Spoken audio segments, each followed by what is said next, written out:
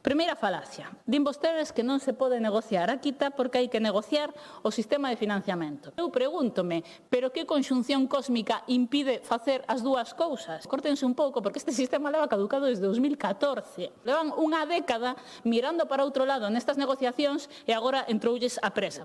Segunda gran falacia do Partido Popular, se aceptamos a quita, atención, se aceptamos a quita, temos que pagar máis de débeda.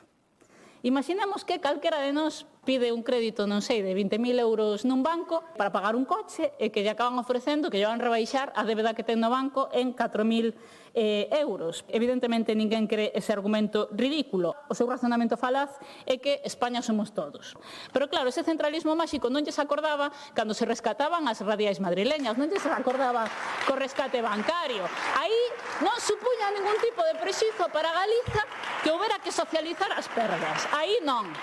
Unha terceira falacia, iso que andan dicindo vostedes de que aceptar a quita non supón máis capacidade económica para Galiza, que se tes un 33% menos de débeda non vas ter máis capacidade económica. Vostedes saben perfectamente que van ter que aceptar a quita da débeda tarde ou cedo, saben que Galiza non pode quedar atrás mentre outras comunidades se benefician. Deixen de empregar excusas falaces cando do que se trata é de que escollan entre Galiza ou entre os intereses de Génova. Nada máis e moitas gracias.